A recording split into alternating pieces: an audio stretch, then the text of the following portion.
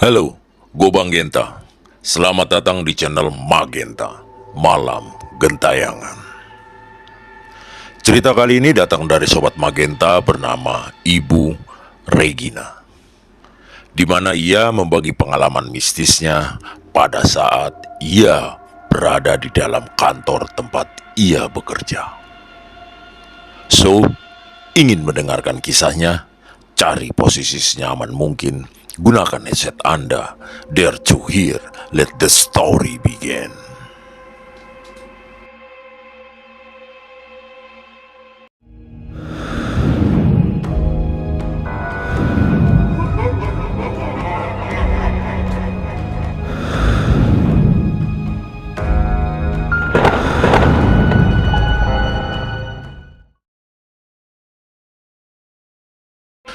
Ibu Regina adalah salah satu anak dari keluarga yang menengah ke atas. Ia yang sehari-harinya bepergian menggunakan supir pribadinya. Juga bekerja di salah satu pabrik sepatu di daerah Tangerang. Meskipun Ibu Regina salah satu anak yang mempunyai fasilitas cukup dari orang tuanya, namun Ibu Regina adalah anak yang mandiri. Perihal mencari uang, ia mempunyai prinsip bahwa apa yang dimiliki orang tuanya tidak pantas untuk dinikmatinya. Ia pun harus bekerja keras seperti orang tuanya, agar di masa tuanya dapat menikmati hasil dari kerja Ibu Regina. Sekitar tahun 2004, Ibu Regina memulai mencari karirnya. Tak henti-henti dan tak putus asa, ia mencari dan memilih-milih lowongan pekerjaan. Di masa itu, lowongan pekerjaan hanya terpampang di majalah-majalah atau di koran.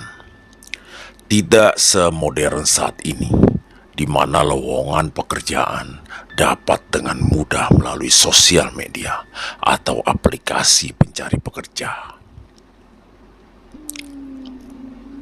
Singkat cerita, Ibu Regina mendapat pekerjaan sebagai sekretaris dalam satu perusahaan ternama. Dalam perusahaan tersebut, Ibu Regina menjadi sekretaris seorang bos. Ya, bos asal Korea. Sebagai seorang sekretaris, Ibu Regina memiliki tugas dan tanggung jawab yang sangat berat, di mana seorang sekretaris pastinya selalu mengatur dan mencatat hasil rapat, pencatatan administrasi, komunikasi ke berbagai pihak, dan bertanggung jawab lainnya yang jika dirinci dapat melebihi tugas dan beban kerja pegawai pada umumnya. Dikarenakan tugas seorang sekretaris selalu mengikuti jadwal seorang bos, Ibu Regina memiliki jam pulang yang lebih banyak. Ya, lembur daripada tenggo alias teng langsung go, atau pulang tepat pada waktunya. Di dalam kantor, Ibu Regina ada salah satu departemen yang selalu sama. Jam pulangnya sampai larut malam, yaitu departemen accounting, di mana posisi departemen accounting memiliki tanggung jawab dalam hal menghitung dan verifikasi transaksi keuangan perusahaan. Jadi, Ibu Regina ada teman apabila pulang larut malam. Singkat cerita, pada suatu hari bos perusahaan tempat Ibu Regina bekerja, tepat pada pukul 5 sore memanggil Ibu Regina bahwa pada saat itu ia boleh pulang dengan alasan beliau sedang tidak enak badan. Ibu Regina yang sudah biasa pulang larut karena kalut dengan semua pekerjaan yang ada, merasa sangat senang sekali karena sangat jarang Ibu Regina mendapat kesempatan untuk pulang sore. Setelah Ibu Regina dipanggil ke ruangan, ia pun bergegas untuk merapikan meja, meletakkan barang-barangnya ke dalam tas, dan tak lupa juga ia mematikan komputer yang ia gunakan kala itu. Ibu Regina yang biasa dijemput oleh supir pribadinya kala itu tidak ingin menghubungi supir pribadinya, namun ia menggunakan jasa ojek untuk mengantarkan dirinya dari kantor sampai tujuan dan akhirnya sampai di rumahnya. Cerita berlanjut di keesokan harinya. Seperti biasa, Ibu Regina berangkat pagi pukul 9 saat ia diantar oleh supir pribadinya menuju kantor. Ketika ia sampai di kantornya, seperti biasa, sebelum briefing di kantornya, para pegawai harus absen untuk kehadiran mereka. Pagi itu, antrian absen lumayan cukup panjang, mengingat pegawai di kantor tersebut bisa menjumlah ratusan, namun letak fingerprint hanya terdapat pada lantai 1. Alhasil, pegawai yang di kantor tersebut sampai di kantor langsung mengambil fingerprint dan mulai bekerja. Setelah Ibu Regina fingerprint, absen, dan ingin beranjak ke ruangan tempat di mana ia bekerja, sang kepala accounting yang bernama Pak Iwan bertanya kepadanya. "Hai, Ibu Regina. Aku mau tanya deh. Kemarin itu kamu pulang jam berapa sih? Saya panggil-panggil kamu untuk pulang bareng sama yang lainnya. Kamu diam saja. Apa kamu ketiduran?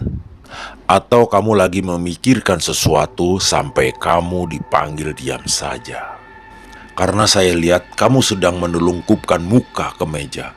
Ya sudah, saya tinggal aja. Karena kamu mungkin masih lama," ucap Pak Iwan kepada Ibu Regina. Sontak, ia pun kaget mendengarnya. Meski ada perasaan merinding, namun dia langsung menyelanya.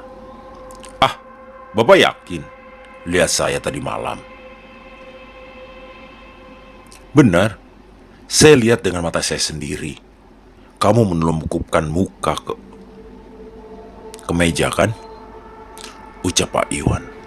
Seketika Ibu Regina kebingungan karena ia sendiri sudah pulang pada saat itu. "Saya kemarin pulang sore loh Pak. Nggak mungkin saya di meja saya sendiri sambil diam seperti itu," kata Ibu Regina. Sehari setelah kejadian tersebut, Ibu Regina merenung dan berpikir, kok bisa sih Pak Iwan melihat saya di kantor pada saat itu? Apa jangan-jangan? Sudahlah, mungkin Pak Iwan sudah berhalusinasi, geram Ibu Regina dalam hatinya. Pada siang hari, bos Ibu Regina memanggilnya untuk ke kantor. Namun, pada saat ia ke kantor, ia melihat ekspresi muka bosnya itu datar dan dingin. "Pak, ada apa panggil saya?" ucap Ibu Regina. Namun, bosnya tersebut diam mematung dan tidak merespon pertanyaan darinya. 3 kali dia menanyakan hal tersebut dengan hal yang sama. Tetapi bosnya itu tidak memberikan reaksi apapun atau tidak respon sama sekali. Ketika ia kembali keluar dan tidak berpikir yang macam-macam, Ibu Regina adalah orang yang tidak percaya tentang hal itu. Selama hidupnya, ia tidak pernah mengalami hal mistis, baik di rumahnya maupun di tempat tongkrongannya. Dan semenjak kejadian Pak Iwan melihat yang sebenarnya, Ibu Regina pulang sore, ia pun suka memikirkan hal tersebut. Beberapa jam setelah ia dipanggil oleh bosnya, tiba-tiba dia menerima telepon dari bosnya.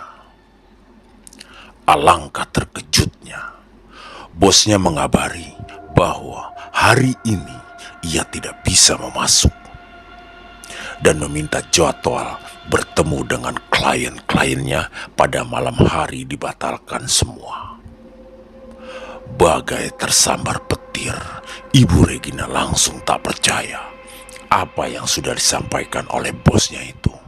Tanpa membalas perizinan bos tersebut lewat telepon, Ibu Regina langsung berlari menuju ke ruangan bosnya.